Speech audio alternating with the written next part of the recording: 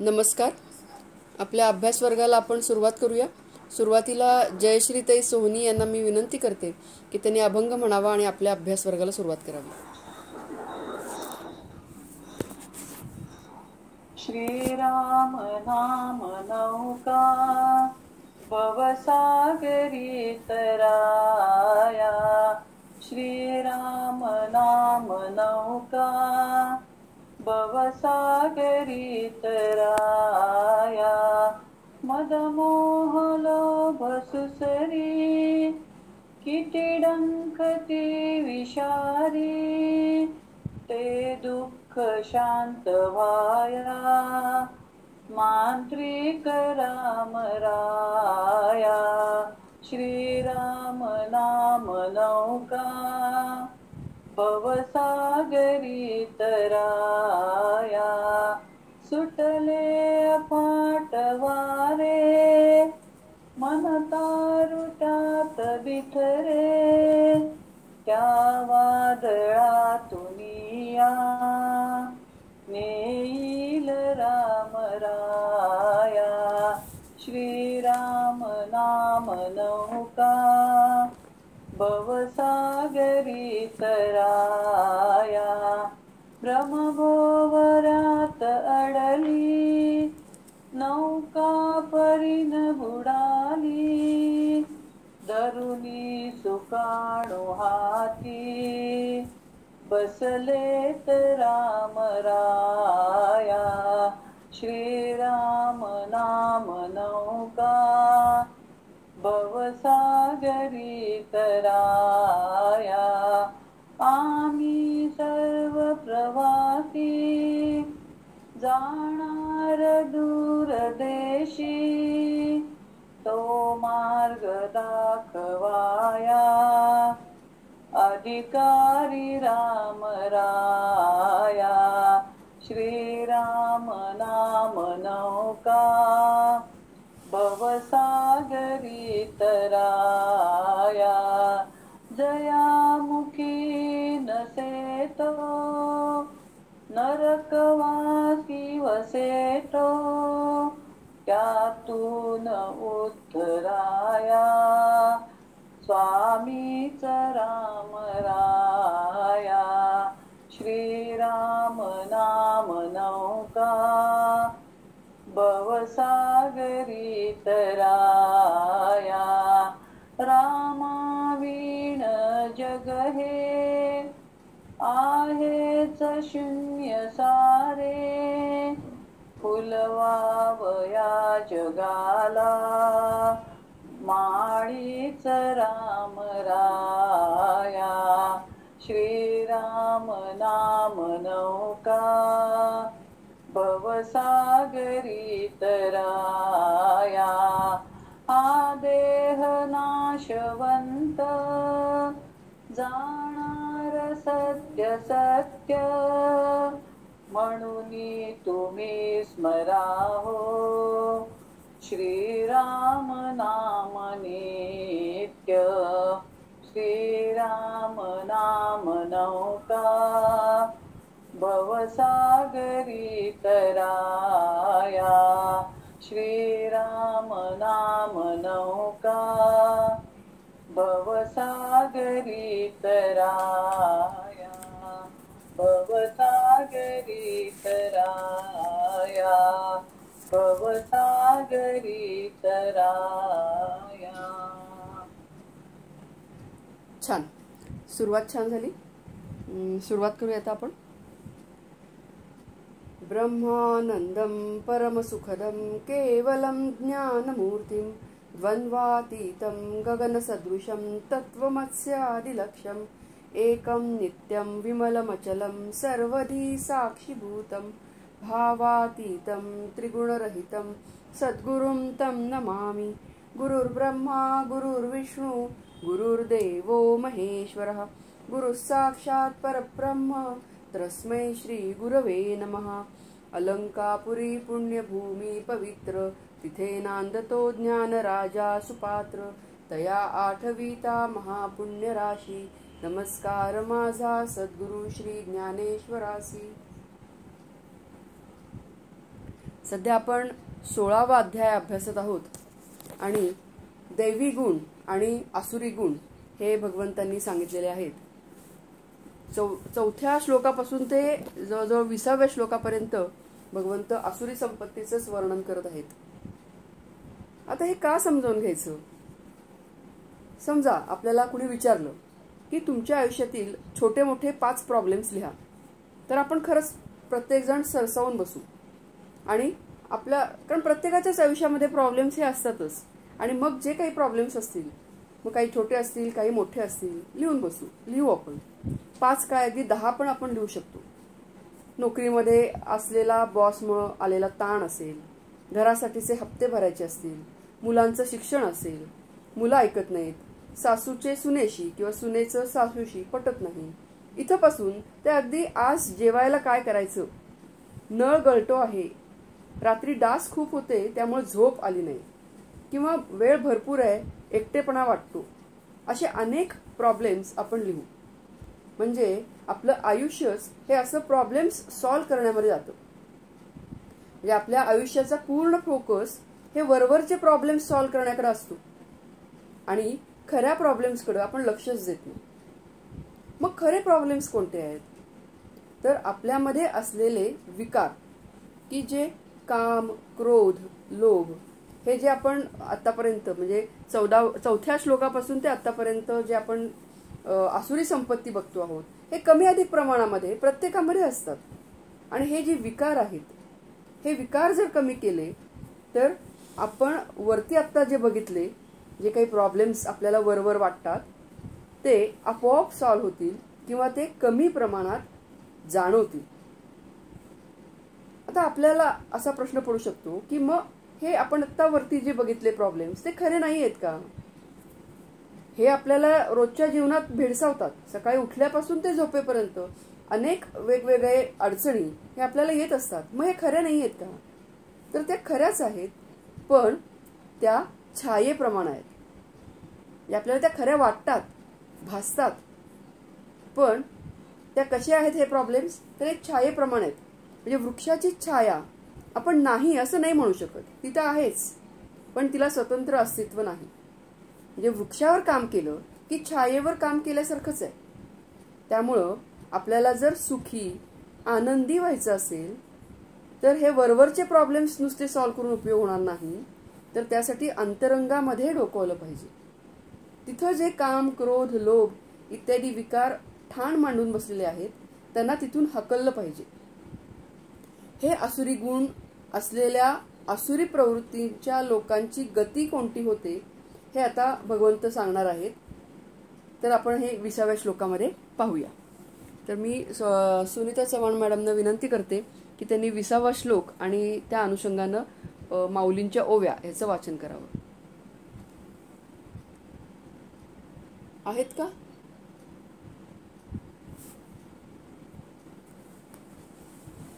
त्या मला वाटते जॉईन झाल्या नाही आहेत. मी डॉक्टर देशपांडेंना विनंती करते की त्यांनी वाचन करावं. नाही आहेत ना त्या? हॅलो स्वाती, मी वाचते. हा, वाच. 20वा श्लोक. त्रिविधं नरकस्येदं द्वारं नाशनमात्मनः कामः क्रोधस्तथा लोभस्तस्मादेतत्त्रयं त्यजेत्. 20वा. Okay, sorry. आसुरीं योनिमापन्ना मूढा जन्मनि जन्मनि मामप्राप्यैव कौन्तेय ततो यान्त्यधमां गतिम्. हा ठायवरी संपत्ती ते आसुरी अधोगती अवधारी जोडिली तिही. पाठी व्याघ्रासी तामसा योनी तो अळूमाळू ऐसा. देहाधाराचा उसासा आथी जोही. तोही मी बोल्हावा हिरे मग तमची होती एकसरे. जेथ गेले अंधारे काळवंडैजे जयाची पापा चिळसी. नरक घेती विवसी क्षीण जाय मूर्छी. शिणे जेणे मळू जेणे मयळे तापू जेणे पोळे. जयाचे नावे सळे महाभय पापा जयाचा कंटाळा. उमजे अमंगळा विटाळू ही विटाळा बिहे जया. ऐसे विश्वाचे या वोखटे या अधम हे धनंजया ते होती भोगुनिया तामसा योनी आहा सांगता वाचा रडे अहा सांगता वाचा रडे आठविता मन खिरडे कटारे मरखी केवडे जोडिले निरय काही सया ते असुर संपत्ती पोविता वाऊर जिया दिधले घोर पतन ऐसे म्हणून तुवा धनुर्धरा मोहावेगा तिया मोहरा जेवता वासू असुरा संपत्तीवंता आणि दंभादी दोषसाही हे संपूर्ण जयाच्या ठाई ते त्यजावे हे काही म्हणू कीर. अर्थ बघूया आपण आधी. भगवंत म्हणतायत, हे कुंतीपुत्र अर्जुना, ते मूढ अविवेकी लोक प्रत्येक जन्मामध्ये हळूहळू अधमगतीला प्राप्त होतात. म्हणजे आता ही आसुरी संपत्ती ज्या लोकांच्याकडे आहे त्यांची गती काय आहे, तर ते हळूहळू अधमगतीला प्राप्त होतात. सुरुवातीला आपण आधी माऊलींच्याच ओव्या बघूया. तर माऊली काय म्हणतात, त्या आसुरी संपत्तीच्या योगाने अशा प्रकारची अधोगती त्यांनी मिळवलेली असते. तर कसे काय होतं त्यांचं, तर व्याघ्रादी तामसी योनीत देहाच्या आधाराचा असा जो थोडासा विसावा असतो तोही ओलावा मी हिसकावून घेतो. म्हणजे त्यांना खालच्या योनीमध्ये जन्म मिळतो. व्याघ्र असेल किंवा अशा प्रकारचा जो काही खालची योनी समजली जाते तिथे त्यांना जन्म मिळतो आणि तिथं देहाचा आधार आहे कुठेतरी, पण तोही मी ओलावा विसावून घेतो, हिसकावून घेतो असं माऊली म्हणतात. मग ते आसुरी संपत्तीचे लोक अशा केवळ तमाच्या मूर्ती बनतात की जेथे अंधार गेला असता काळवंडला जातो. माऊलीने इथं खूप वेगळ्या वेगळ्या उपमा दिलेल्या आहेत की कसं त्यांचं गती होते. तर जिथं अंधार गेला तरी सुद्धा काळवंडला जाईल अशा ठिकाणी हे लोक जाऊन राहतात किंवा त्यांना तिथं जन्म मिळतो. पाप ज्याची चिळस घेते व नरक ज्याचे भय घेतात व ज्या श्रमाने क्षीण मूर्छा पावतो, घाण ज्याच्या योगाने मळते, ताप ज्याच्या योगाने पोळतो व ज्याचे नाव घेतले असता मृत्यूही भय पावते. बघा माऊली काय म्हणतात की जिथं पापाला सुद्धा किळस येईल किंवा नरक सुद्धा जिथं भीतीनं कापेल किंवा क्षीण की इतका श्रम आहे तिथं की ते क्षीणाला सुद्धा मूर्छा येईल किंवा घाण सुद्धा त्याच्या योगाने मळेल किंवा ताप सुद्धा ज्याच्या योगाने पोळेल, मृत्यू सुद्धा भय पावेल, पापांना ज्याचा कंटाळा असतो, अशुभाला ज्यापासून अशुभ उत्पन्न होते व विटाळ सुद्धा ज्या विटाळाला भीतो.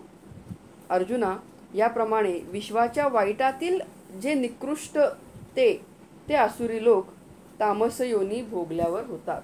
म्हणजे हे तामस योनीच्या मध्ये हे सगळे या प्रकारे हे लोक, म्हणजे थोडक्यात काय आहे की माऊलींना हे सांगायचे की अतिशय खालच्या दर्जाची किंवा खालच्या योनीमध्ये त्यांना जन्म मिळतो किंवा अतिशय वाईट अवस्था त्या थोडक्यात त्यांची होते. अरे रे, त्या असुरांची कथा सांगताना वाचा रडकुंडीला येते. माऊली म्हणतात की नको वाटते आता ही त्यांची कथा सांगताना. त्यांच्या कथेची आठवण झाली की मन मागे हटते. हाय हाय, त्या मूर्खांनी केवढा नरक प्राप्त करून घेतला आहे बरे. ज्या आसुरी संपत्तीने असली भयंकर अधोगती दिली ती वाईट आसुरी संपत्ती ते असुर कशा करता वाढवतात बरे. म्हणजे इतकी ह्या आसुरी संपत्तीमुळे माणसाची एवढी जर अधोगती होत असेल तर मग ही एवढी आसुरी संपत्ती का बरं वाढवतात असं माऊली प्रश्न विचारतात. आणि म्हणून अर्जुना, ज्या ठिकाणी आसुरी संपत्तीवाल्यांचे राहणे असेल त्या बाजूला तू जाऊ नकोस. आपण हे म्हणतो बघा, आपले मित्र कसे असावेत, तर जे संगती लागते, पियर प्रेशर जे आहे, ती पियर प्रेशर येत असल्यामुळं आपले मित्र किंवा आपल्या जवळचे जे लोक आहेत ते असेच असावेत की जे दैवी गुणसंपन्न असलेले असावेत. आणि म्हणून माऊली सुद्धा अर्जुनाला इशारा देत आहेत की त्या बाजूला तू जाऊ सुद्धा नकोस. दंभादी करून 6 दोष सर्वच्या सर्व ज्यांच्या ठिकाणी असतील त्यांचा त्याग करावा हे खरोखर सांगितले पाहिजे काय. म्हणजे त्यांची गती काय होती हे ऐकल्यानंतर खरोखर माऊली सांगतात की तुम्ही सुद्धा कुणीही या आसुरी संपत्तीवाल्यांच्या, तुम्ही तर आसुरी संपत्ती बाळगू नकाच, म्हणजे थोडक्यात हे जे काही विकार आहेत हे आपल्यामधून काढून टाकाच, पण अशा ज्यांच्याकडे हे दुर्गुण आहेत त्या लोकांच्या जवळही तुम्ही जाऊ नका. कारण हे लोक काय करतात तर सतत बुद्धिभेद करण्याचा प्रयत्न करत असतात. आणि असे काठावर उभे असलेले लोकांच्या बाबतीत तर हे अगदी होतच असं की थोडंसं इकडचंही बरं वाटतं, इकडचंही बरं वाटतं. आणि अशा लोकांचा बुद्धिभेद हे अशी आसुरी संपत्ती असलेले लोक हे अगदी करतातच करतात. आणि म्हणून महत्वाचं काय आहे, आपल्यातले दुर्गुण बाजूला काढणं हेही आहेच, पण त्याचबरोबर या लोकांची संगत सुद्धा नको, त्यांच्या जवळ सुद्धा जाऊ नका असा माऊलींनी इशारा दिलेला आहे. या अध्यायामध्ये अगदी 4थ्या श्लोकापासून भगवंतांनी आसुरी गुण किंवा आसुरी लक्षणं सांगितलेली आहेत. काम क्रोधयुक्त किंवा अनेक आशापाशांनी बद्ध असलेले किंवा दंभ मान मदयुक्त, काम वासनेमध्ये कामभोगामध्ये प्रवृत्त असलेले किंवा अनेक चित्त विभ्रांत, म्हणजे सतत चित्तामध्ये विभ्रांत अशी अवस्था असलेले, शुद्धता आचार सत्य नसलेले, असे हे काही अनेक आसुरी लोकांची लक्षणं या अध्यायामध्ये सांगितलेली आहेत. याचाच अर्थ ते अत्यंत मूढ आणि अविवेकी असतात आणि त्यांच्या आचार विचार आणि उच्चारावर तमोगुणाचं प्राबल्य असतं. त्यामुळे त्यांचा आचारही अत्यंत क्रूर, विध्वंसक आणि पापाचरण असाच असतो. विचार सुद्धा तसेच असतात, विचार सुद्धा तमोगुण प्रधान असतात. आणि त्यामुळं ते सर्व त्यांच्याच स्वतःच्या कर्माने प्रत्येक जन्मामध्ये अधिक तमोगुण प्रधान योनीमध्ये जन्माला येऊन अधोगतीला जातात.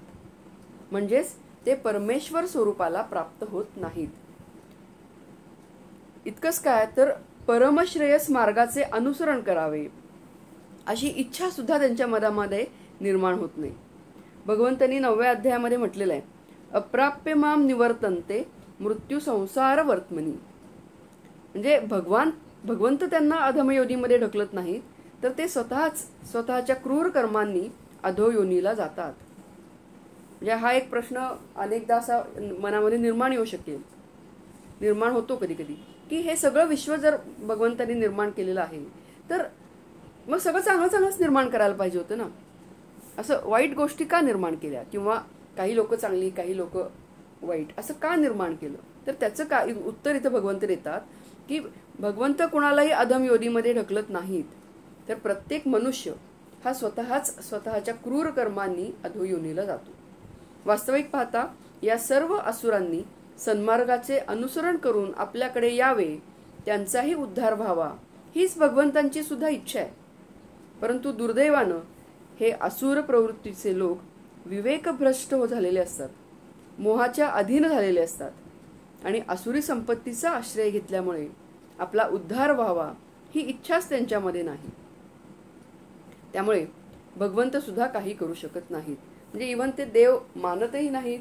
हे जे काही आहे ते मीच निर्माण केलेलं आहे हा त्यांचा भाव असतो आणि खाओ पिओ मजा करो ही वृत्ती असते. आणि त्यामुळं त्यांच्याच कर्माने त्यांना तशी गती ही सुद्धा मिळत असते. आसुरी मार्ग आणि परमेश्वराचा मार्ग हे दोन्ही अत्यंत भिन्न स्वरूपाचे आहेत आणि त्यांच्यामध्ये समन्वय शक्य नाही. त्यामुळे आसुरी आणि राक्षसी वृत्तीचे लोक हे पुनरपि जननम पुनरपि मरणम या चक्रामध्ये भरडून निघतात आणि त्यामुळे त्यांचं अधपतन हे अटळ आहे. दुर्योधन आपण मागे बघितले की दुर्योधन म्हणतो की जानामि धर्मम नच मे प्रवृत्ती, जानामि अधर्मम नच मे निवृत्ती. म्हणजे मला समजते की धर्म काय अधर्म काय, पण धर्मामध्ये माझी प्रवृत्ती होत नाही आणि अधर्मामध्ये माझी निवृत्ती होत नाही. म्हणजे मला चांगलं काय वाईट काय हे समजते, पण तरी सुद्धा मला आतूनच असं माझं झालेलं आहे की मला वाईटच वागावं असं वाटतं. हे आसुरी प्रवृत्तीच्या लोकांची वृत्ती आहे. आता भगवंत ज्यांच्यामधून आसुरी संपत्तीचे अनंत भेद निर्माण होतात, जे सर्व अनर्थाचे मूळ कारण आहे, असे काम, क्रोध आणि लोभ हे 3 मूळ दोष आहेत. आणि या 3 दोषांचा नाश केला तर आपोआपच सर्व दोषांचा नाश होतो. आणि हेच भगवंत पुढच्या श्लोकामध्ये सांगणार आहेत. तर मी विनंती करते की 21वा श्लोक आणि त्याच्या अनुषंगाने माऊलींच्या ओव्या ह्याचं वाचन करावे. श्लोक 21. त्रिविधम नरकस्येदं द्वारं नाशनमात्मनः कामः क्रोधस्तथा लोभस्तस्मादेतत्त्रयं त्यजेत्. परी काम, क्रोध, लोभ या तिहीचेच थोप, थावे तेथे अशुभ पिकले जाण. सर्व दुःखी आपुलिया दर्शना धनंजया, पाढाऊळे हे भलतया दिधले आहाती. का पापिया नरक भोगी, सुवावया लागी जगी. पातकांची दाटुगी सभाची हे, ते रौरवगा तव चिवरी. आई किजती पटांतरी, जव हे तिन्ही अंतरी. उठती ना अपाय इही आसलग, यातना इही सवंग. हाणी हाणी नोहे हे तिघ, हेची हाणी काय बहु बोल सुभटा. सांगितलिया निकृष्टा, नरकाचा दारवंटा त्रिशंकू हा. या काम, क्रोध, लोभा माझी जीवे जो होय उभा. तो निरयपुरीची सभा सन्मानू पावे, म्हणवनी पुढत पुढती किरीटी. हे कामादी दोष त्रिपुटी, त्याच्या विची गा वोखटी आघवाविषी. अर्थ बघूया आधी आपण. काम, क्रोध आणि लोभ हे 3 प्रकारचे नरकाचे दार असून आत्म्याचा नाश करणारे आहे. म्हणून या तिन्हींचा त्याग केला पाहिजे. भगवंतांनी हा इशारा दिलेला आहे की नरकाचं दार आहेत हे तिन्ही गुण किंवा आसुरी संपत्ती म्हणू आपण.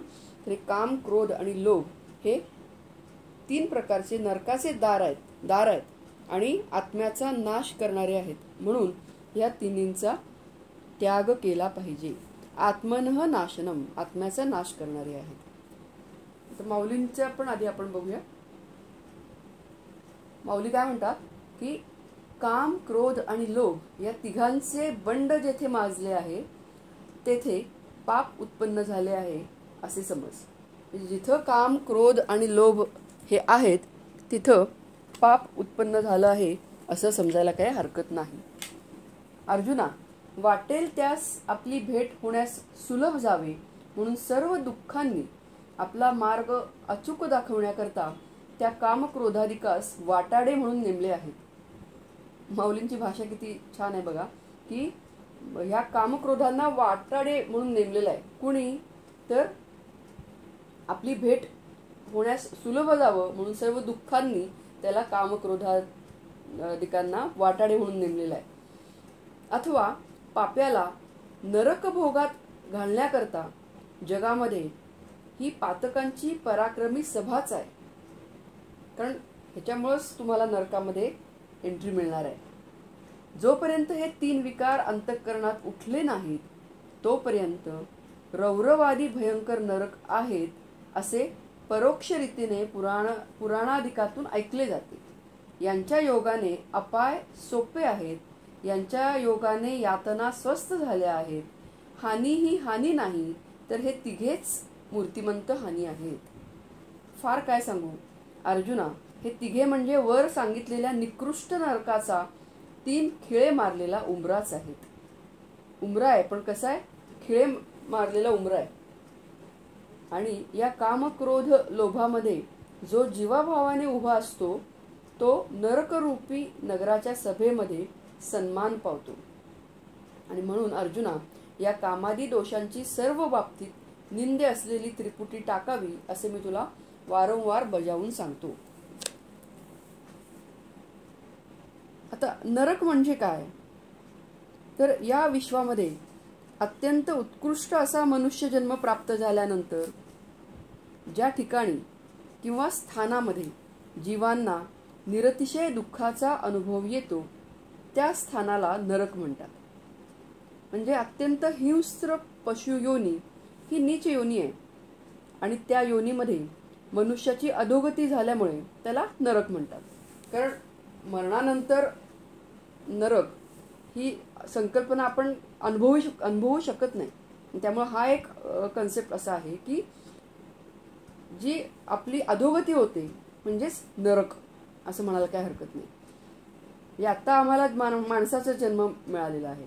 आम्ही मनुष्य जन्मामध्ये जर दैवी गुणसंपत्ती वाढवली नाही, आसुरी गुणसंपत्ती आमची जर जास्त असेल, तर पुढची योनी ही अधोयोनी मिळणार, म्हणजेच पशु योनी असेल किंवा त्याहीपेक्षा खालची योनी असू शकेल.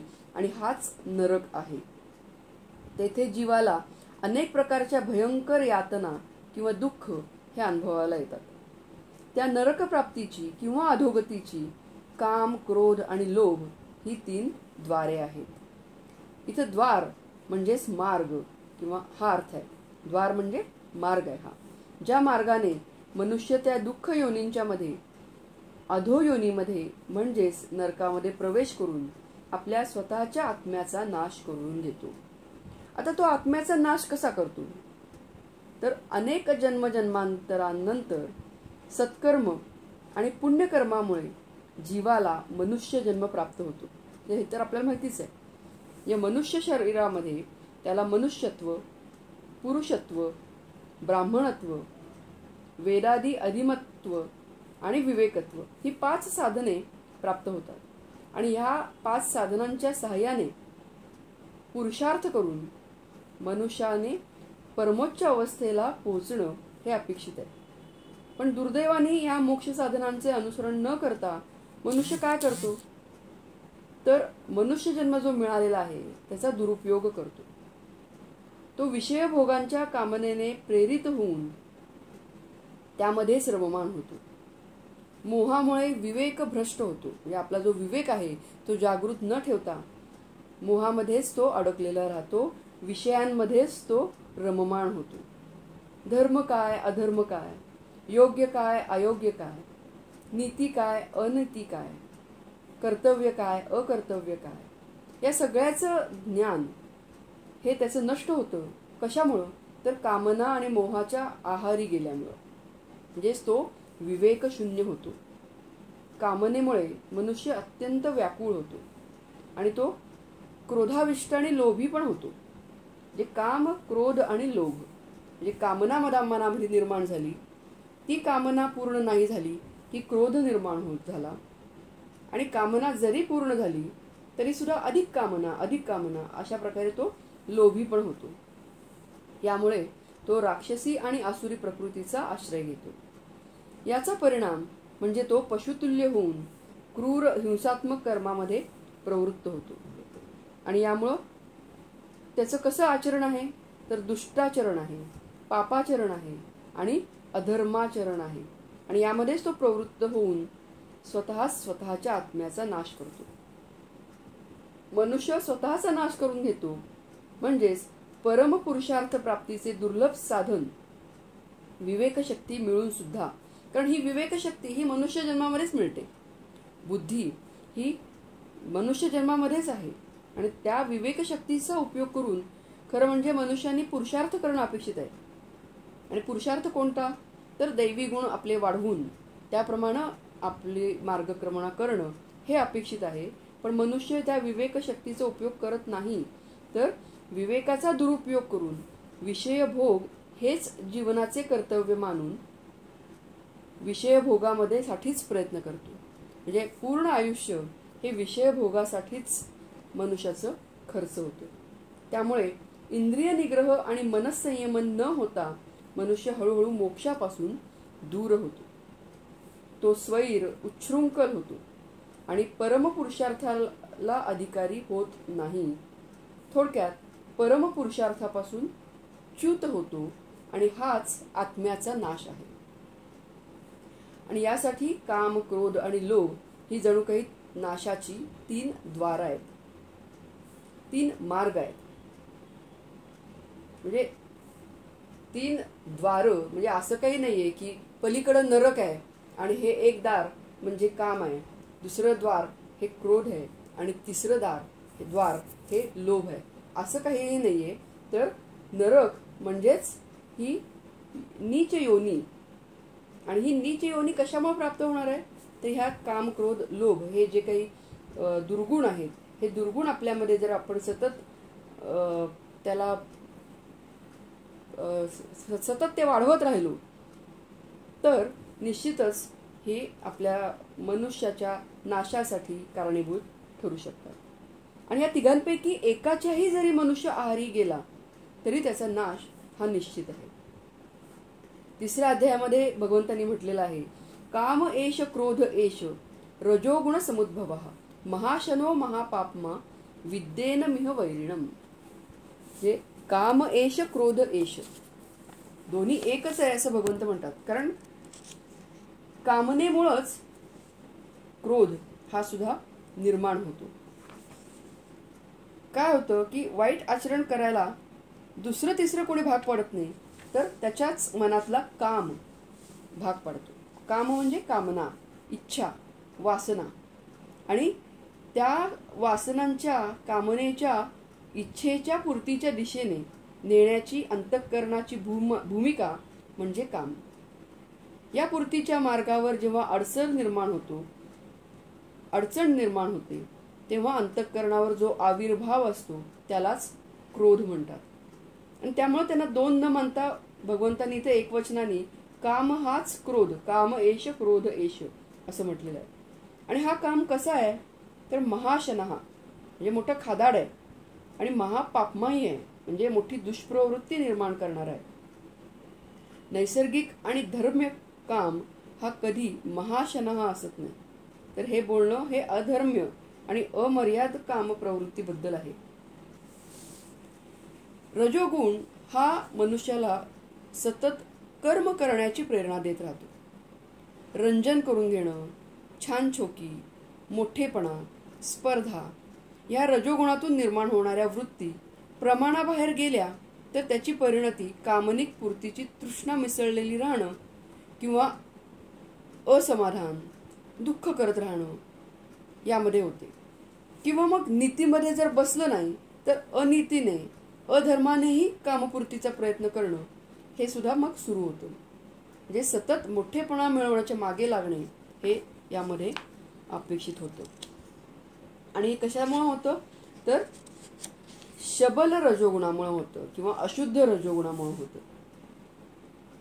मागं आपण हे बघितलं होतं की रामायणामधील रावण हा रजोगुणाचं प्रतीक आहे, कुंभकर्ण हा तमोगुणाचं प्रतीक आहे आणि बिभीषण हा सत्वगुणाचं प्रतीक आहे. ज्ञानेश्वर माऊलींनी कामक्रोधाच्या कुटुंबाचं वर्णन करताना म्हटलं आहे की काम क्रोध हे रजोगुणाचे पुत्र आहेत. पण असं असलं तरी ते त्यांच्या काकाचे जास्त लाडके पुतणे आहेत. आता यांचा काका कोण तर तमोगुण. म्हणजे रजोगुणाचे पुत्र कामक्रोध आणि त्यांचा काका म्हणजे तमोगुण आहे. आणि हे तमोगुणाचे फार लाडके आहेत. तमोगुणरूप काका त्यांचं कौतुकाने लालन पालन करतो. एवढंच नाही तर आपली सर्व संपत्ती त्यांना बहाल करतो. आता तमोगुणाची संपत्ती म्हणजे काय तर प्रमाद आणि मोह. त्यामुळं ज्यांच्याकडं कामक्रोध आहे त्यांच्याकडं मग प्रमाद आणि मोह पण यायला लागतात.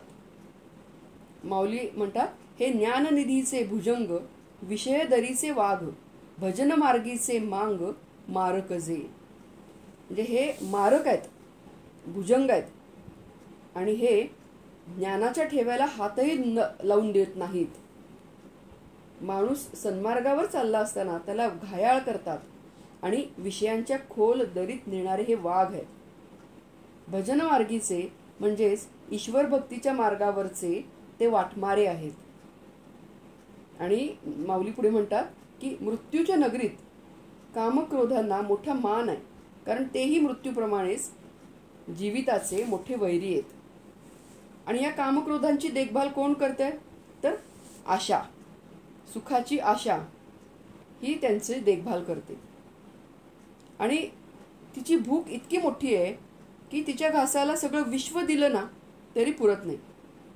आणि या आशेची लाडकी बहीण म्हणजे भ्रांती, ती अनेक बाळलीला ह्या करत असते. लहान मूल बघा, काही सापडलं की पकडून मुठी वळतं, तशी ही भ्रांती सृष्टीची 14ही भुवने सहज मुठीत कवळते. तसंच जेव्हा ही भातुकली खेळते त्यात सहज कौतुकाने, गमतीने, मजेने त्रैलोक्याचं भातुके खाते, अशी ही भ्रांती आहे. आता भ्रांती म्हणजे नेमकं काय? तर सांसारिक उपभोग हेच जीवनाचं परम उद्दिष्ट आहे आणि तो संसार आपला म्हणजे आपल्या आत्मस्वरूपाचा आहे असं वाटणं ही भ्रांती आहे. आणि या भ्रांतीला सांभाळणारी दासी म्हणजे तृष्णा. आणि कामक्रोधाच्या परिवाराचे सगळे सोयरे स्नेही म्हणजे मोह, अहंकार, दंभ हे सगळे त्या कामक्रोधाला मदत करत राहतात. दंभ म्हणजे दिखाऊपणा. माऊली म्हणतात, जेणे सत्याचा भोकसा काढिला, असत्य तृणकुटा भरिला, तो दंभू रूढविला जगीही. म्हणजे पक्षी जर घेतला तर पक्षी मारून त्याचं पोट फाडून त्याच्या पोटातली आतडी वगैरे काढून तृणाचा पेंढा त्याच्यामध्ये भरला तर कसा तो दिसेल? जिवंत पक्षासारखाच दिसेल. तसं माऊली म्हणतात, जिवंत सत्याचा भोकसा काढून त्यात असत्याचा पेंढा भरल्यावर जो जिवंत सत्यासारखाच दिसतो त्याला दंभ म्हणतात. हे सगळे कामक्रोधाचे मदतनीस आहेत. सुखाची आशा, भ्रांती, तृष्णा, मोह, अहंकार, दंभ, त्यामुळे या कामक्रोधांना पुष्टी मिळते, ताकद मिळते. आणि ह्यांनी जीवाचे खरे जे जिवलग शांती, विवेक म्हणजे जे दैवी गुण आपण बघितले की वैराग्य, इंद्रिय उपशम, संतोष, धैर्य, आनंद, बोध, सुख यांना नष्ट केलेला आहे आणि जीवाला माया मोहाच्या नादी लावलेला आहे आणि त्रिविध तापांची आग त्यांच्या जिव्हारी लावली. असं हे कामक्रोध आणि हे लोभ हे जे गुण आहेत हे माणसाच्या, मनुष्याच्या नाशासाठी कारणीभूत ठरतात. माऊलींनीच एका ठिकाणी म्हटलेलं आहे, हे चैतन्याचे शेजारी वसती ज्ञानाचे एकाहारी, म्हणून प्रवर्तले महामारी सावरती ना. म्हणजे हे चैतन्याच्या जवळ आहेत आणि ज्ञानाच्या पंक्तीला बसलेले आहेत. त्यांच्या लहरी मोठ्या प्रमाणात उसळल्या की कोणालाही आवरता येत नाही. हे जळे विण बुडविती, आगी विण जाळीती, न बोलिता कवळती प्राणी आते. पाण्याशिवायच हे बुडवतील, आगीशिवाय जाळतील, न बोलिता कवळीती म्हणजे न बोलता सुद्धा हे ग्रासून टाकतात. हे शस्त्रे विण साधिती, दोरे विण बांधिती, ज्ञानी आसी तरी वधिती पैज घेऊनी. म्हणजे शस्त्राशिवाय हे आपला निशाण साधतात, दोऱ्याशिवाय बांधून टाकतात आणि ज्ञानीजनांना विडा उचलून ठार मारतात. हे चिखले विण रोविती, पाशिकी विण गोविती, हे कवणाजोगे न होती आतवटेपणे. म्हणजे चिखलाशिवायच हे रोवून टाकतात किंवा पाशिके विण गोविती म्हणजे जाळ्याशिवाय अडकवतात आणि कवणा जोगे न होती आतवटेपणे. म्हणजे अतिशय सूक्ष्म रूपाने हे राहत असल्यामुळे हे कोणाच्याही अधीन होत नाहीत. असे हे कामक्रोध आहेत. आणि कुठे राहत आहेत? आपल्याच अंतःकरणामध्ये राहत आहेत आणि अगदी आत अंतरात खोल असल्यामुळे कोणालाही सापडून त्याच्या ताब्यात जाण्याजोगे नाहीत. आतला वशिला आणि आतलं वास्तव यांनी त्यांचे वाईट उपद्व्याप जीवाला कळत सुद्धा नाहीत, पण परिणाम मात्र भोगावे लागतात. म्हणजे आम्हाला समजतच नाही की आमच्यामध्ये हे ठाण मांडून बसलेले आहेत आणि न कळत ते राहतात. आणि होते कशी अवस्था? असूनही खास मालक घरचा, म्हणती चोर त्याला. म्हणजे हे काम क्रोध हे कसे उद्योग करतायत? तर ते आपल्याच घरात राहतात. त्यांना तू आपल्या आप्त म्हणून घरात घेतलंस, अगदी आत स्वतःच्या शेजारची जागा दिलीस, चैतन्याच्या अगदी शेजारी येते आणि आता ते राज्य करतायत. आणि हाच तो परविष्टेचा पाश आहे. आणि त्यामुळं माऊली म्हणतात, भगवंत म्हणतात की या आतल्या वैऱ्यांना ओळख आणि त्यांना बाहेर काढ. त्यांना बाहेर काढणं हे अतिशय महत्वाचं आहे. थोडक्यात या विश्वामध्ये मनुष्याचे काम, क्रोध आणि लोभ हेच 3 खरे शत्रू आहेत आणि ते मनुष्याचा संपूर्ण नाश करतात, मनुष्याला पशुतुल्य बनवतात. मग असं आहे तर मनुष्याचा पुरुषार्थ कोणता? भगवान स्वतःच सर्वांना आदेश देतात, तस्मात् एतत् त्रयम् त्यजेत. या तिन्हींचा त्याग करणे हाच मनुष्याचा खरा पुरुषार्थ आहे. मानवी जीवनाचं खरं प्रयोजन ते हेच आहे. याचं कारण जंतूनाम नरजन्म दुर्लभम. जे सर्व प्राणीमात्रांच्या मध्ये मनुष्य शरीरामध्ये ज्ञानशक्ती आहे, इच्छाशक्ती आहे आणि क्रियाशक्ती आहे. या तिन्ही शक्ती इतर योनीमध्ये नाही. ह्या तीन दुर्लभ शक्ती ह्या मनुष्य जन्मामध्ये आहेत आणि म्हणून मनुष्य जन्माला अत्यंत दुर्लभ, जंतूनाम नरजन्म दुर्लभम असं म्हटलेलं आहे. मनुष्याला मिळालेलं हे दुर्लभ वरदान आहे, ज्ञानशक्ती, इच्छाशक्ती आणि क्रियाशक्ती. आणि म्हणून मनुष्याने विवेकाच्या साह्याने, दृढ इच्छाशक्तीने आणि प्रयत्नाने या तिन्हींचा त्याग करून परम पुरुषार्थ करावा. यामध्येच त्याचे कल्याण आहे. काम, क्रोध आणि लोभ यांचा मनुष्याच्या जीवनावर प्रचंड प्रभाव असल्यामुळं ते मोक्ष मार्गामध्ये अडथळा निर्माण करतात आणि त्यामुळं ते मनुष्याचे खरे शत्रू आहेत. म्हणून विवेकसंपन्न जिज्ञासू साधकाने त्यांचा स्वभाव जाणून स्वतःचा नाश होऊ देऊ नये, तर म्हणून त्यांना काय करायला पाहिजे, तर दूर ठेवायला पाहिजे. त्यांची सावली सुद्धा आपल्या अंगावर पडू देऊ नये किंवा त्यांना जवळपास फिरकू देऊ नये. कामना मनुष्याला अत्यंत अमंगल आणि हीन कर्मामध्ये प्रवृत्त करते आणि कामनेचा उदय झाला की आपोआपच मनुष्यामधील सद्गुण, दैवी गुणसंपत्ती ही नाहीशी होते. मनुष्य स्वार्थी, हीन वृत्तीचा होतो. म्हणून साधकाने कामनेला दूर ठेवावे. कृष्ण सर्प भयंकर विषारी असल्यामुळे त्याच्या दंशाने मनुष्याचा मृत्यूच होतो. म्हणून त्याचा दंश होऊ नये याची आपण काळजी घेतो. त्याप्रमाणेच क्रोध येऊ नये म्हणून साधकाने काळजी घ्यावी. तसेच धूळ, घाण किंवा चिखल आपल्या अंगावर उडू नये म्हणून जशी काळजी घेतो त्याचप्रमाणे लोभापासून दूर राहावे. म्हणजेच या तीनही गोष्टींच्या पासून आपण लांब राहणं हा मनुष्याचा पुरुषार्थ आहे. तर हे काम, क्रोध आणि लोभ हे मनुष्याचे खरे शत्रू आहेत. थोडक्यात काम, क्रोध, लोभ हे तिन्ही अत्यंत बलवान, सामर्थ्य संपन्न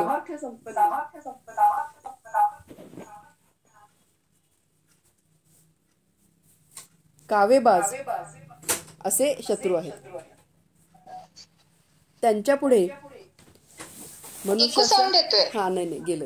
होय होय होय 1-2 मिनिट. काम, क्रोध, लोभ हे अत्यंत कावेबाज असे शत्रू आहेत आणि त्यांच्या पुढे मनुष्याचा टिकाव लागणं हे अत्यंत कठीण आहे. आणि म्हणून साधकाने त्यांना 2 हात दूर ठेवावे, त्यांच्या आहारी जाऊ नये. आता साधकाने या शत्रूंचा त्याग कसा करायचा किंवा त्यांच्या आहारी न जाण्यासाठी काय केलं पाहिजे? व्यवहारामध्ये आपला एखादा शत्रू असतो, तो केव्हाही हल्ला, आक्रमण करण्याची शक्यता असते. त्यावेळी त्याच्यापासून रक्षण करण्यासाठी आपण सतत दक्ष असतो, सावध असतो. आता आपण हा सगळा अनुभव घेतला नुकताच की जे काही हल्ले झाले आपल्या शेजारी राष्ट्रावर, त्यांनी आपल्यावर जे केले किंवा आपण त्यांना प्रत्युत्तर दिलं, तर त्यासाठी आपण किती सावध होतो, किती त्याच्यासाठी नियोजन केलेलं आहे ह्याचं थोडंसं आपण सगळ्यांनी अनुभव घेतला. तसं आता हा बाहेरचा शत्रू होता आणि इथं शत्रू कुठला आहे? आपल्यामधलाच आहे. म्हणजे जेव्हा हल्ला, आक्रमण होण्याची शक्यता असते त्यावेळी त्याच्यापासून रक्षण करण्यासाठी आपण सतत दक्ष असतो, सावध असतो. परंतु शत्रूपासून सावध राहायचं असेल तर प्रथम तो शत्रू आहे हे कळलं पाहिजे. पुष्कळ वेळेला काय होतं की एखादा मनुष्य शत्रू आहे का मित्र आहे हेच कळत नाही. शत्रू अत्यंत कावेबाज असल्यामुळं आपले शत्रुत्व कधीही उघड करत नाही. मुंह में राम और बगल में छुरी असं तो गोडगोड बोलून आपल्याशी जवळीक निर्माण करतो. आपला विश्वास संपादन करतो. यामुळे आपल्यामध्ये त्याच्याविषयी स्नेह प्रेम वाढते. तो आपला हितचिंतक आहे, हितकर्ता आहे असं आपल्याला वाटायला लागतं. म्हणजे तो शत्रू आहे असं आपल्याला वाटतही नाही. मात्र खोटा मुखोटा घालून आपल्याबरोबर तो वावरत असतो. वेशचातुर्य, भाषाचातुर्य, क्रियाचातुर्याने तो आपल्यावर भुरळ टाकतो. आणि याचा परिणाम म्हणजे आपण त्याच्यावर संपूर्ण विश्वास ठेवून त्याच्या अंकित होतो आणि योग्य वेळी संधी साधून तो आपला घात करतो. व्यवहारामध्येही आपल्याला अनेकदा असा अनुभव येत असतो. अगदी त्याचप्रमाणे काम, क्रोध आणि लोभ हे शत्रू आहेत. ते अत्यंत कावेबाज आहेत, धूर्त आहेत, आपमतलबी आहेत आणि तितकेच हिंसक, जाचक. जन्मानुजन्म ते आपल्यामध्ये दबाव धरून बसलेले आहेत. ते आपले शत्रू आहेत याचीच आपल्याला जाणीव नसते. ते मनुष्याला सुखाचे आमिष दाखवतात. मनामध्ये विषय प्राप्ती आणि भोगाची लालसा, कामना निर्माण करतात आणि नकळत मनुष्याला महाभयंकर दुःखामध्ये बुडवतात. असे हे शत्रू मनुष्याच्या विवेकशक्तीवरच आघात करतात आणि विवेक शक्तीला आपल्या अंकित करतात. बघा म्हणजे किती हे आपल्यामध्येच जळून बसलेले हे जे शत्रू आहेत, काम, क्रोध आणि लोभ, हे काय करतायत तर आपल्याच विवेकशक्तीवर ते आघात घालतात. आणि मग आपल्याला कर्तव्य अकर्तव्य, धर्म अधर्म, नीती अनीती किंवा योग्य काय अयोग्य काय हे आपल्याला समजेनासं होतं. आपली बुद्धी भ्रष्ट होते आणि मग हळूहळू मनुष्याचा नाश होतो. म्हणून भगवंतांनी म्हटले आहे, बुद्धी नाशात प्रणश्यती. हे ज्यावेळी मनुष्याला समजते त्यावेळी खूप उशीर झालेला असतो आणि त्यावेळी त्या शत्रूंचा नाश करणं, त्यांचा पराभव करणं अत्यंत कठीण होतं. मनुष्यानं जरी त्यांचा त्याग करण्याचं ठरवलं तरी ते मनुष्याला सोडत नाहीत. माणसाला भूताने एकदा पकडलं की ते सोडत नाही. मनुष्याचा छळ करून त्याचा संपूर्ण नाश करते. त्याप्रमाणे हे शत्रू मनुष्य मेला तरीही त्याला सोडत नाहीत. असा हा महाभयंकर शत्रू आहे. आणि या शत्रूचा जर निपात करायचा असेल तर समोरासमोर 2 हात करून त्यांचा नाश होणार नाही, तर चाणक्य नीतीनेच त्यांना जिंकावं लागेल. त्यांचा आपण नाश करणार आहोत याची त्यांना जाणीवच होऊ देऊ नये. त्यासाठी त्यांच्या अंतरंगात जाऊन हळुवारपणे त्यांचे खरे स्वरूप समजावून घ्यावे. ते शरीर, इंद्रिये आणि मनाच्या स्तरावर कसे कार्य करतात हे सर्व शांतपणे समजावून घ्यावे. तसेच ते आपल्याला जन्मभर सुखाचं आमिष दाखवून कसं भुलवतात, संसारामध्ये संपूर्ण बद्ध करतात, याचा अंतर्मुख होऊन सखोल आणि निरपेक्ष बुद्धीने सांगोपांग विचार करावा. याप्रमाणे त्यांचं अंतरंग जाणावे, त्यांचे कार्य करण्याचे मर्मस्थान जाणावे. इथं साधकांनी एक लक्षात ठेवलं पाहिजे की या विश्वामध्ये काहीही टाकायचं नाहीये, कशाचाही त्याग करायचा नाहीये. काम, क्रोध, लोभ यांचा होणारा आपल्यावरचा परिणाम हा आपल्याला हळूहळू कमी करायचा आहे आणि शेवटी ते विकार गळून पडले पाहिजेत. कारण आपण काम, क्रोध, लोभ सोडतो म्हणलं तर सोडले जाणार नाहीयेत. तर काय व्हायला पाहिजे तर हे विकार गळून पडले पाहिजेत. आणि म्हणून प्रत्येक विकाराचं सर्वांगीण स्वरूप समजावून घेतलं पाहिजे. ती वृत्ती आपल्याला कशी व्याकुळ अगतिक करून अस्वस्थ करते ते जाणून घेतलं पाहिजे. आणि याप्रमाणे शत्रूचं अंतरंग समजलं की 50% युद्ध जिंकल्यासारखंच आहे. म्हणजे बघा, प्रथम शत्रू कुठला आहे ते आधी समजून घेतलं पाहिजे आणि मग शत्रूचं स्वरूप समजावून घेतलं पाहिजे.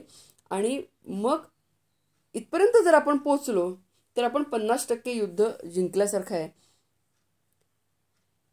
म्हणजेच स्वतःचा विनाश होऊ नये म्हणून बलाढ्य शत्रूला शक्तीपेक्षा युक्तीने आणि गनिमी काव्याने नामोहरम करून अंकित केले पाहिजे. ते दोष निवारण करण्यासाठी मनामध्ये आत्मविश्वास, जिद्द, सातत्य आणि दृढ संकल्पाची आवश्यकता आहे. तसंच जीवन जगत असताना व्यवहारामध्ये माणसं टाळता येणार नाहीत, प्रसंगही टाळता येणार नाहीत. व्यक्ती किंवा विषय हे मनामध्ये क्षोभ, संताप अशा प्रकारचे विकार निर्माण करणार नाहीत. याची सतत काळजी घेतली पाहिजे.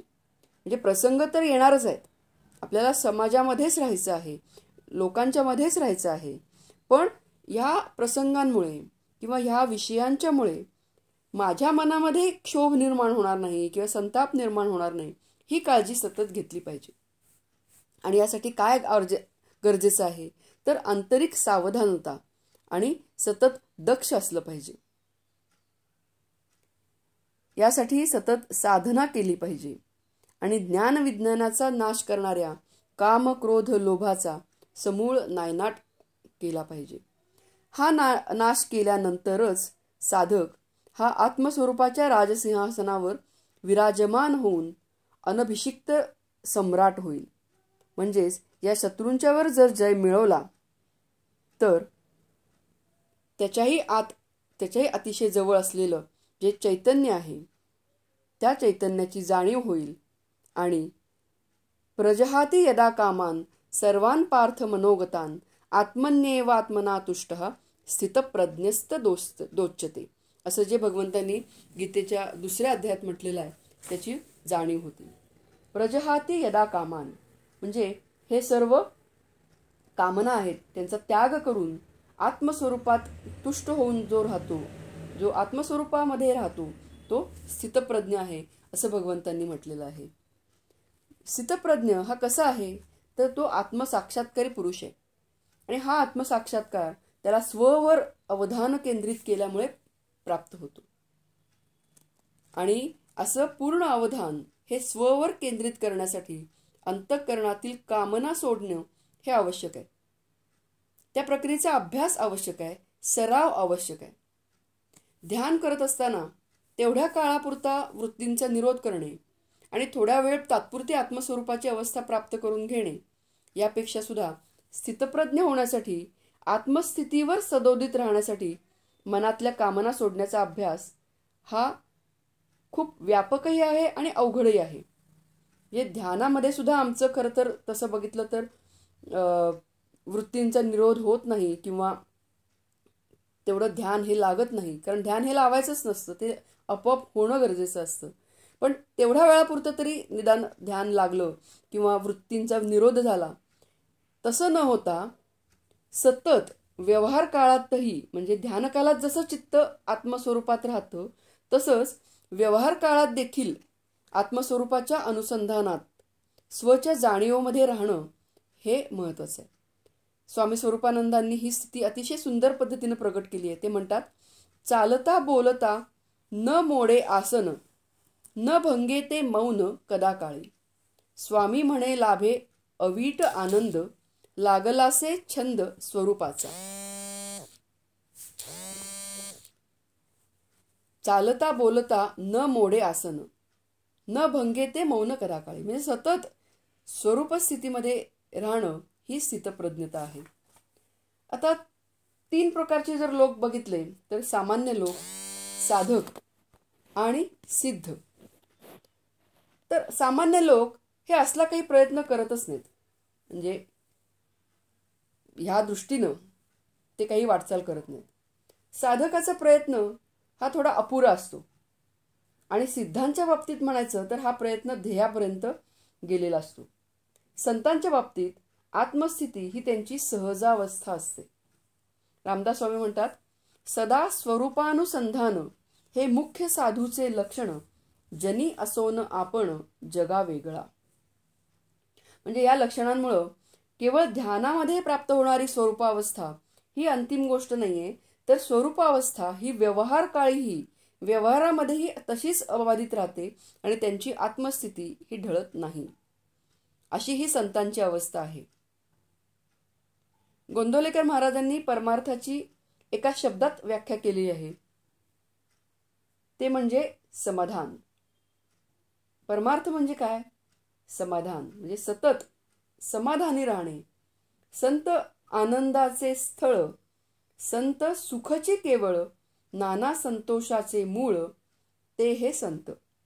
रामदास स्वामी म्हणतात की संत आनंदाचे स्थळ, हे असे आनंद, शाश्वत आनंद हा ह्या संतांना सापडलेला असतो आणि आत्मनी एव आत्मना तुष्टः असा हा आंतरिक आनंद हा ह्या संतांना मिळालेला असतो. आता या स्थितीसाठी म्हणजे व्यवहार काळामध्ये सुद्धा न ढळणारी समाधीची परमस्थिती प्राप्त होण्यासाठी काय करणं गरजेचं आहे? तर या स्थितीसाठी कामना सोडण्याचा अभ्यास आणि त्याही पेक्षा जास्त महत्वाची गोष्ट म्हणजे स्वच्या जाणीवेत राहण्याचा अभ्यास हा आवश्यक आहे. माझे मजपाशी सापडले धन, आनंदले मन आत्मरंगी, सोडवेना मज नित्य नवी गोडी, सेवितो आवडी ब्रह्मरस. असं हे सतत आवडीने ब्रह्मरस सेवन करणं आहे ते स्वामी स्वरूपानंदांनी सांगितलेलं आहे. हा साक्षात्काराचा आंतरिक प्रवास आहे. म्हणजे जर हे काम क्रोध लोभ हे जर आपण सोडलं तर ही शेवटची स्थिती आहे.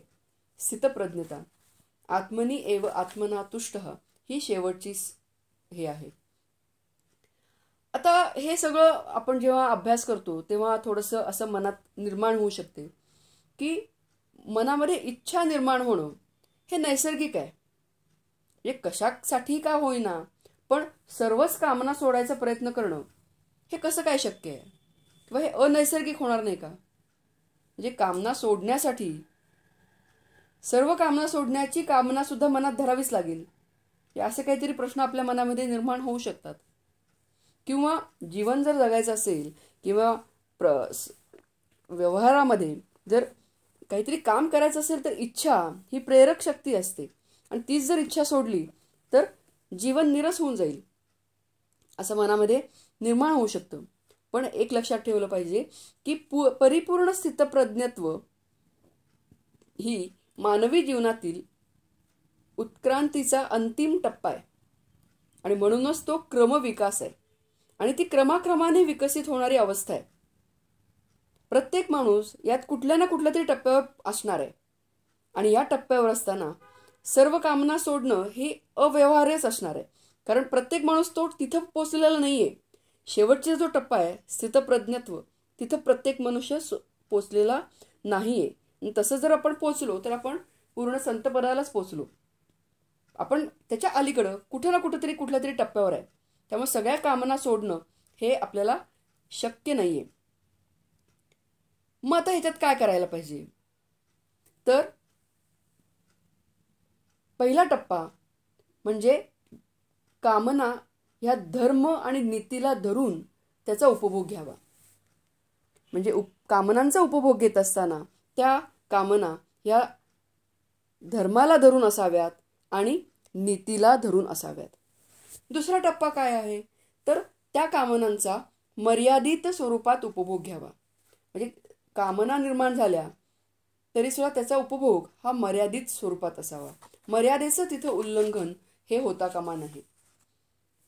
आणि त्या कामनांचा उपभोग घेत असताना व्यक्तीच्या आजूबाजूला आत बाहेर उपभोगमय वातावरण राहत नाही ना हे बघणं गरजेचं आहे. आणि त्याचा पुढचा टप्पा म्हणजे उपभोगांचा विसर पडणे.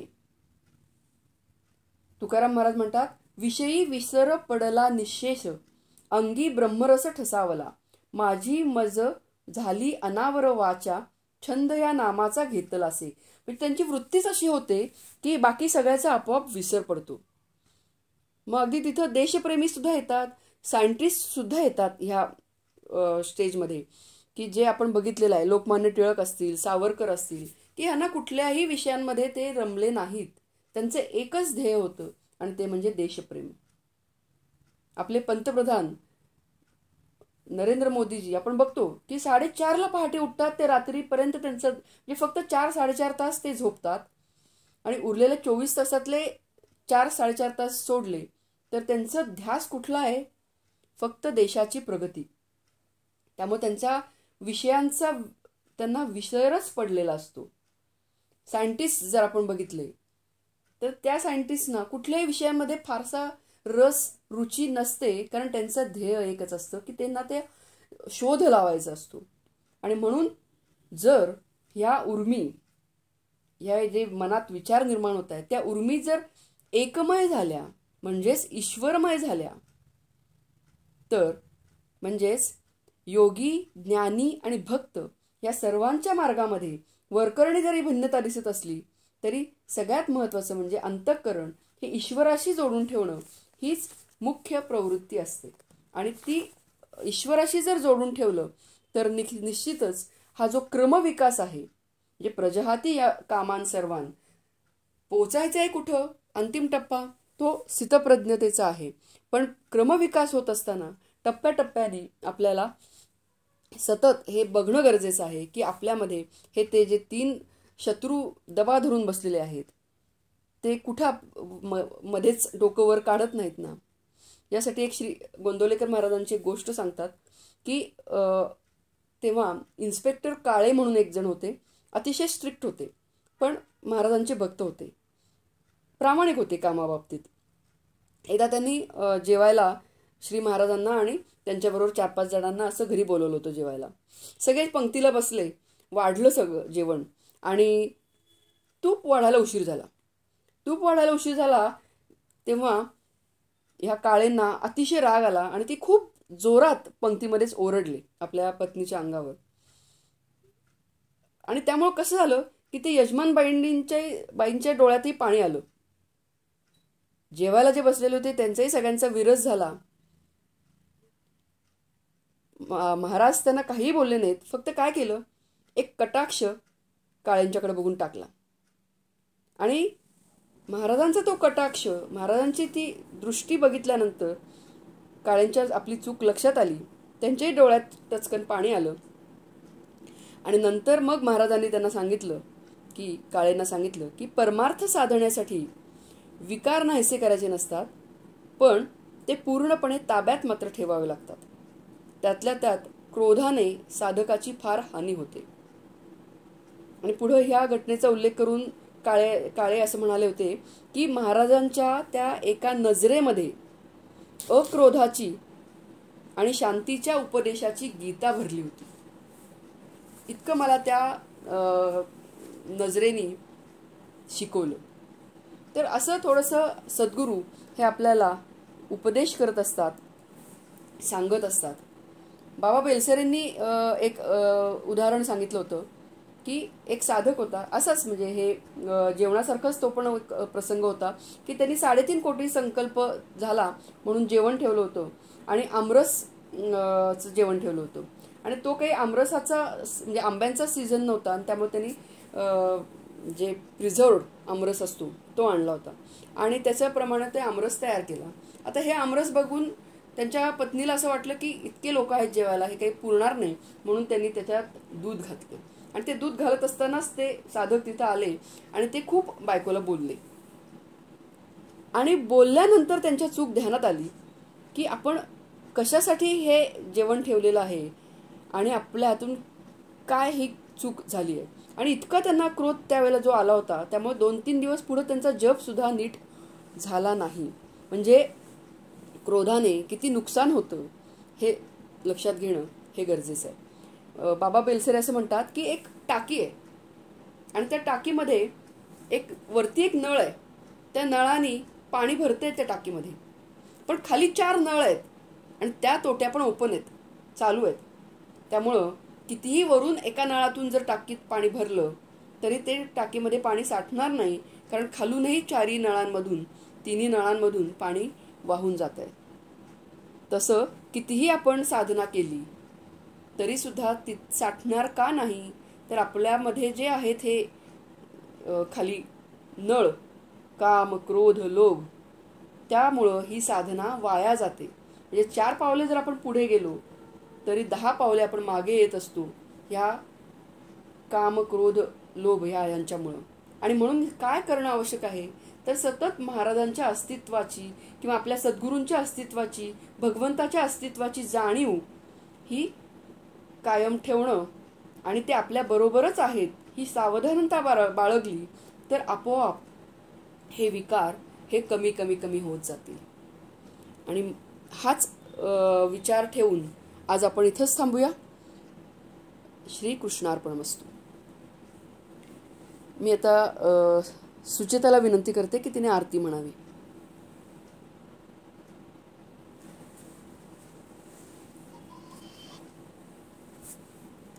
सुचेता.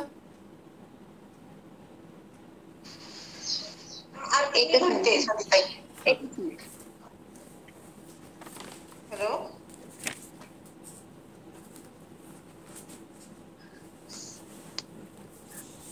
गीते ओम जय भगवत गीते हरि ही कमल विहारिणी सुंदर सुपुनीते. ओम जय भगवत गीते कर्म सुमर्म प्रकाशिनी कामासक्ति हरा तत्वज्ञान विकाशिनी विद्या ब्रह्म परा.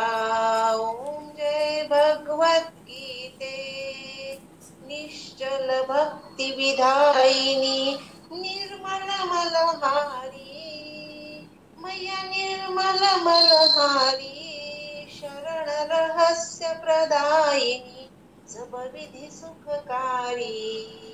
ओम जय भगवत गीते राग देश विदारिणी कारिणी मोद सदा मय कारिणी मोद सदा भव भयहारिणी तारिणी परमानंद प्रदा. ओम जय भगवत गीते असुर भाव विनाशिनी नाशिनी तमर जनी मया नाशिनी तमर जनी दैवी सद्गुणदायिनी हरि रसिका सजनी. ओम जय भगवत गीते समता त्याग सिखावनी हरिमुख की बानी मैया हरिमुख की बानी सकल शास्त्र की स्वामिनी युतियों की रानी. ओम जय भगवत गीते दया सदा बरसावनी मातु कृपा कीजे मैया मातु कृपा कीजे हरिपद प्रेम दान कर अपनो कर लीजे. ओम जय भगवत गीते ओम जय भगवत गीते हरि ही कमल विहारिणी सुंदर सुपुनीते. ओम जय भगवत गीते. छान. मी आता विद्याधर भाऊ देशपांडे यांना विनंती करते की त्यांनी पसायदान म्हणावे.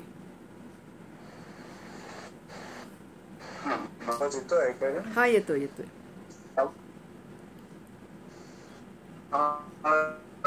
देवे येणे वागणे तुष्ट द्यावे पसायदान घे जे प्रांची व्यंकटी सांडव तया सत्कर्मी रती वाढो उदा परस्परे पडो मैत्र जीवांचे दुरितांचे तिमिर जाओ विश्व स्वधर्म सूर्ये पाहो जो जे वांछील तो ते लाहो प्राणी जात वर्षत सकळ मंगळी ईश्वर निष्ठांची मांदी आळी अनवरत भूमंडळी भेट तू भूतान चला कल्पतरूंचे आरव चेतना चिंतामणींचे गाव बोलते जे अर्णव पियुषांचे चंद्रमे जे अलांछन मार्तंड जे तापहीन ते सर्वाही सदा सज्जन सोय रे हो तू किंबहुना सर्व सुखी पूर्ण होऊनी तिही लोकी भजिजो आदि आणि ग्रंथोपजीविये विशेषी लोकीये दृष्टादृष्ट विजये होवा वेदी येथ म्हणे श्री विश्वेश्वराओ हा होईल दान पसावो येणे वरे ज्ञान देवो सुखिया झाला सुखिया झालाय सुखिया झालाय.